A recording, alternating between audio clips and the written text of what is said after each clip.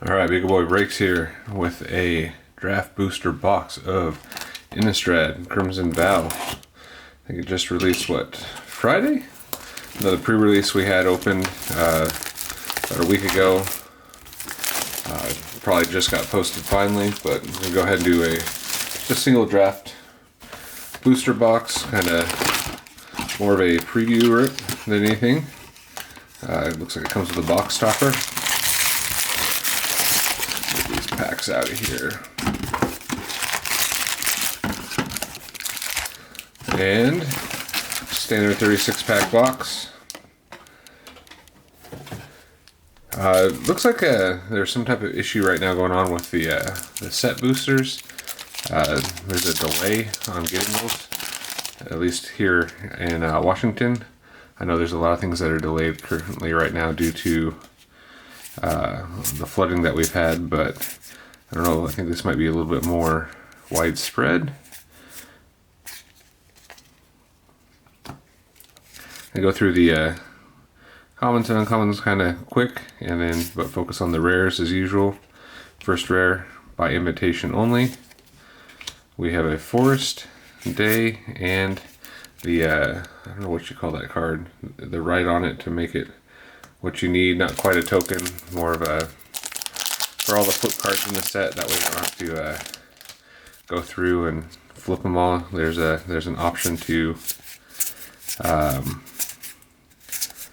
have the card written down, and that way you don't have to pull the card out of the sleeve. Never really used them. I just always end up pulling the cards out of the sleeve. But all right, first mythic, Jacob Hawken Inspector showcase version. Like the showcase frame. I think the black and white sketch art definitely does well with the set. We got our land.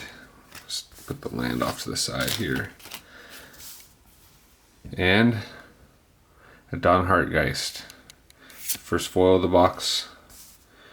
The showcases are nice.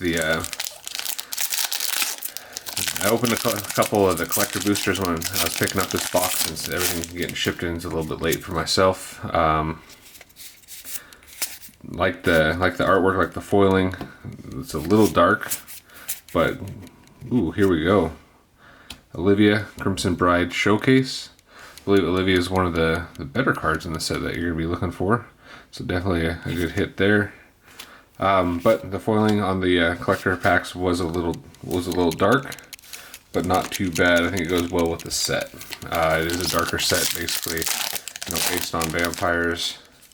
Vampire heavy. I know some of the cards, the more chase cards, are going to be the Count Dracula and Van Helsing. A lot of that, kind of lore going into it. We have a Hopeful Initiate in the rare slot. Does anyone know what's going on with the set boosters? Was it like a production error, or was it, a printing error with the set cards, or a packaging error? It seems to be pretty wide, I think it's pretty widespread, since I haven't really seen them too many places here. We have a by invitation only. We've got something coming up in the back. And a foil, I believe that's a showcase, Blood Petal Celebrant. As you know, I'm a big fan of the set boxes over the draft boosters typically. I think I don't know, it's too many times that the set slot has saved me from having a good box to a bad box, so I just kind of fall back on them. We have a Lantern Flare for rare, three white rares in a row. So haven't looked too much into the set to see all the different cards. Just kind of look through some of the previews. I'm gonna probably try to sit down when I have some time off of work here over the next few days and see what we can kind of figure out what's gonna be looking like for standard play. We have a Dorothea, Vengeful Victim. 1 blue, 1 white, legendary creature spirit flying. When Dorothea, Vengeful Victim attacks or blocks, sacrifice it at end of combat. Disturb. It's a 4/4 spirit, and Turns into Dorothea's Retribution. Enchant creature.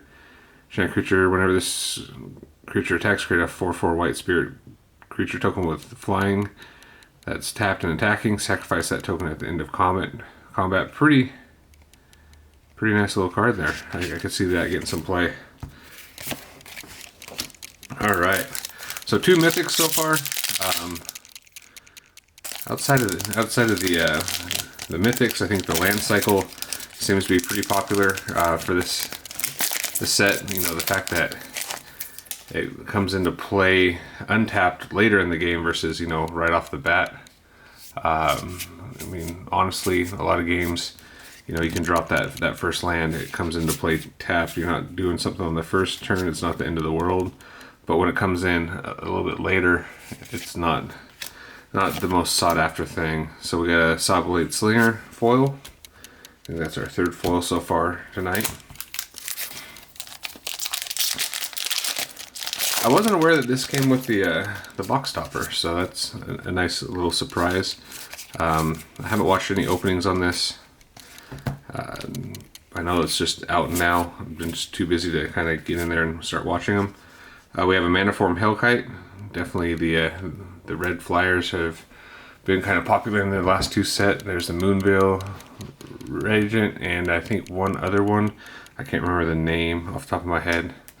From Midnight Hunt. That seems to be a little theme going there. Alright, 3 mythics, still in the first third of the box.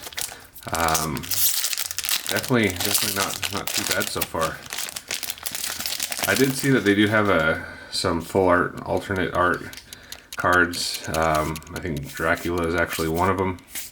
I'm not sure who he replaces, but maybe we'll pull them and see. The Dollhouse of Horrors. Is that 2 in a row for the Dollhouse of Horrors?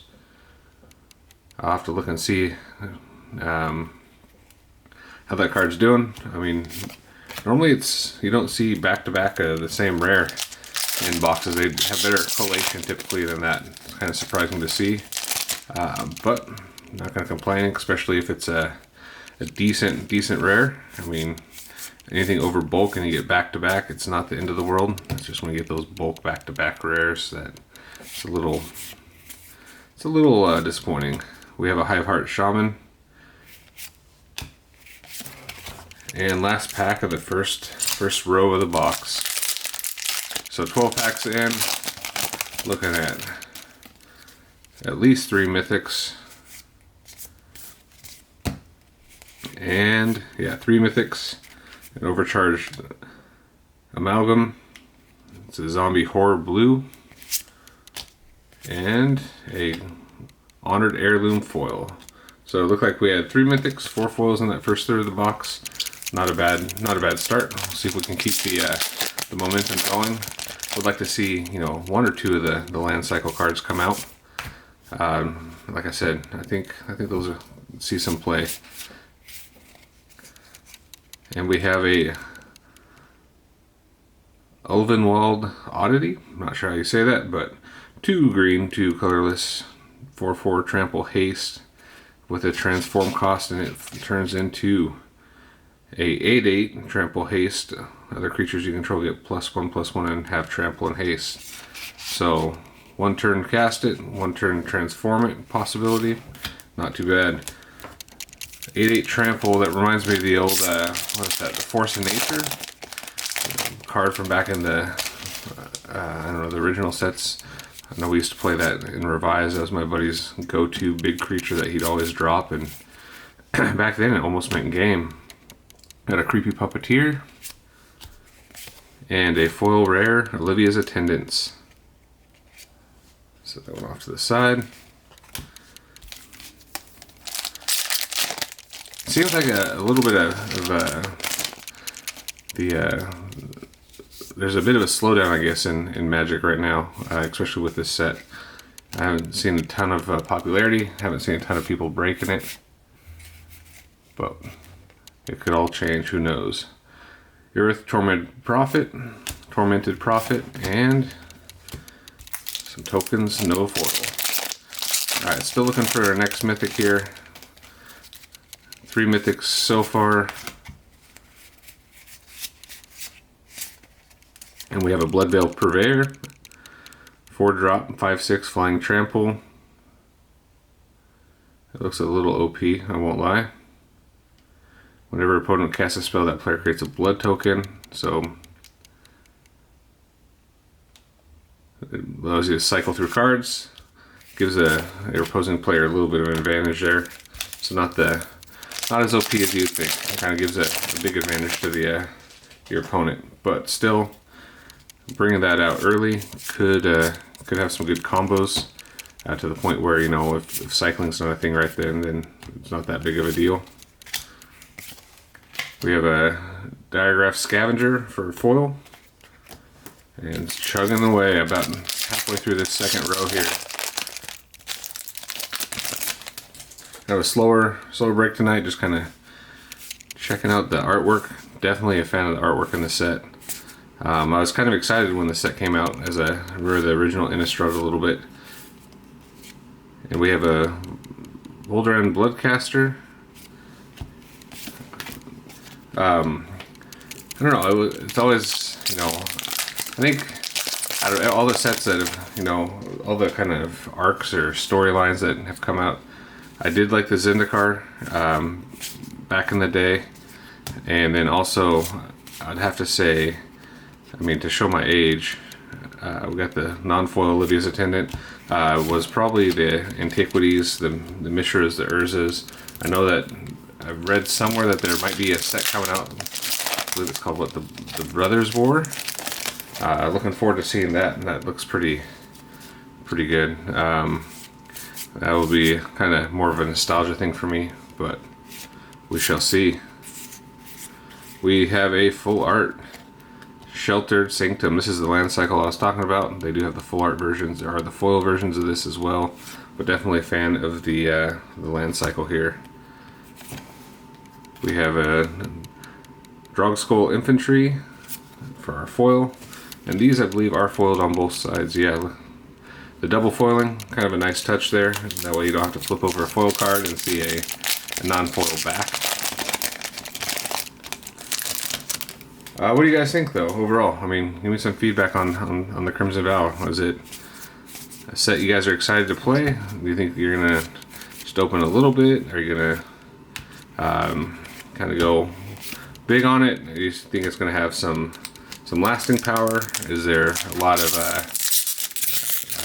combos you see coming out of either the AFR set that recently released, or the Midnight Hunt, which is kind of the, I guess, more werewolf side of this one.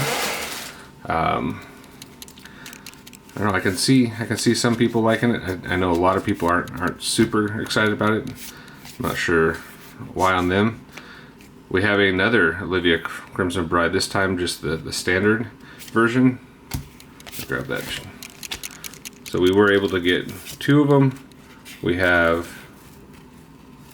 the showcase version and the standard or normal version, I guess.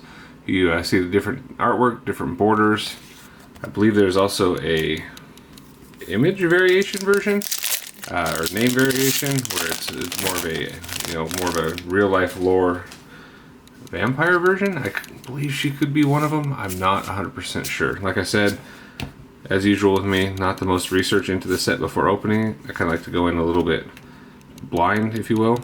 Got a wedding announcement and a Wonderlight Spirit.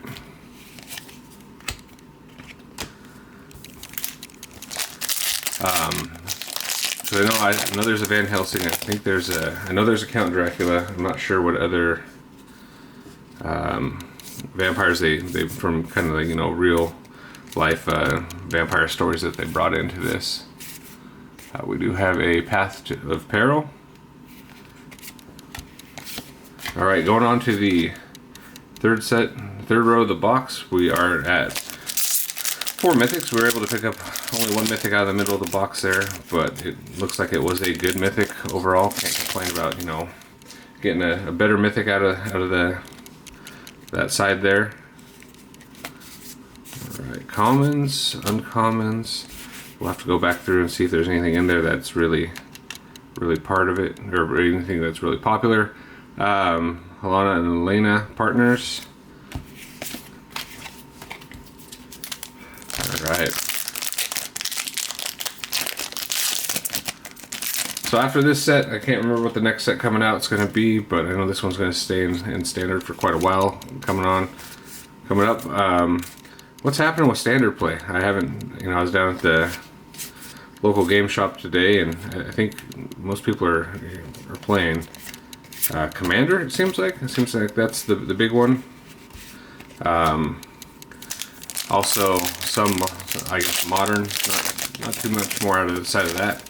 Maybe a little bit of standard play, but some guys were saying that it's just not seen as much as it used to.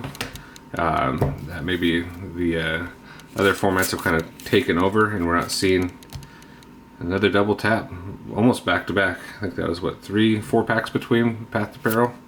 So definitely some weird correlation issues here. But the standard format isn't as competitive anymore, or there isn't as many tournaments. I'm just not sure. Is it mainly moving towards the online arena? Let me know. And Consuming Tide for rare. I will say I could see myself even building decks in the future. The full art black and white lands, I am a huge fan of those. I like I just like the look. I know it pairs well with this set, but I think overall, especially building a black and white deck, I could see using those that land cycle, or not land cycle, but just the land from these two sets as kind of the go-to land. Another Hiveheart Shaman, and a Eswald Shield Basher foil. We'll hit that box topper at the last. I'm not sure if it's like going to be a showcase card, is it going to be a foil card, is it going to be what exactly it's going to be, but kind of, I always don't mind seeing a box topper there. Maybe, get a case of this and just save the box toppers long term. We'll see. We have a Torrens, Fist of the Angels, a little white-green Cleric. Alright, almost done with this last third of the box here. Definitely have slowed down with the mythics. Only 4 mythics so far. Only 1 land cycle card so far, so I'd like to see either of those things pick up here in the closeout. Coming in with Glorious Sunrise. We'll have to go back through and see how many duplicates we got in the rare slot. Typically, I don't see a ton of duplication in the rares.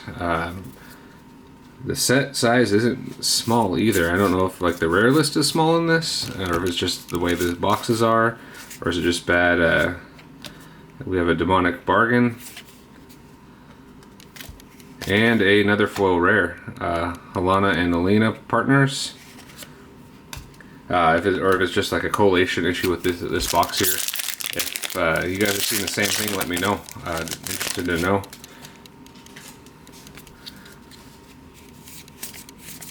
Alright, got about 3 packs left after this. And back to back, another Demonic Bargain. I mean, these rares are coming like one after another, pack after pack. The duplication. So definitely not sure if it's something that they did with the collation, or if it's just common. I'm assuming it might be just with this particular run, or that this box came out of, or maybe it's just this box. Who knows? We have another mythic here, Henrika Domnathi. It's a 2 black, 2 colorless legendary vampire. Flying at the beginning of combat on your turn, choose one that hasn't been chosen. Each player sacrifices a creature. You draw a card and lose 1 life, or you transform and transforms into another legendary creature, vampire, flying, death touch, lifelink.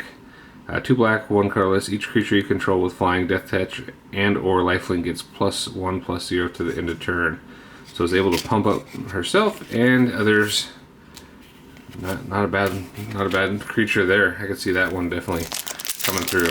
I'm not sure how much stuff has flying, or sorry, the death touch or the lifelink. I am assuming that there's going to be a few cards in here that have it, just due to the vampire set. Alright, we have a Anji Made of Dishonor. And look at that. We hit the jackpot. A foil Evolving Wild. Or Evolving Wilds. Probably the one card that you're almost guaranteed to see in every set. Your basic semi-fetch land for basic lands. I know the fetches are a little bit softer because they named the type of the card and allows you to pull other stuff, but yeah, Evolving Wilds, the card that just keeps coming back. Does it actually see play? I mean, I could see it maybe seeing some play. Alright, Splendid Reclamation for our last rare. No foil. Let's go ahead and rip open this box topper. It's kind of interesting how it's put on this cardboard backer, which makes it kind of hard to peel off without bending the card. Well, we got our trusty knife here, so we'll just make sure we're not cutting the card. Open it this way.